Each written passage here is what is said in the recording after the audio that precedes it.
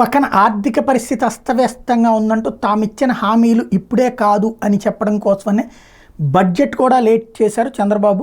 Super 6 పథకాలు ఇవ్వాల్సి వస్తుంది. అయితే ఆనాటి హామీల్ని ఇప్పుడు అడగడం ప్రారంభించినటువంటి వాళ్ళలో తొలి వాళ్ళు అంగన్వాడీలు అవుతారు.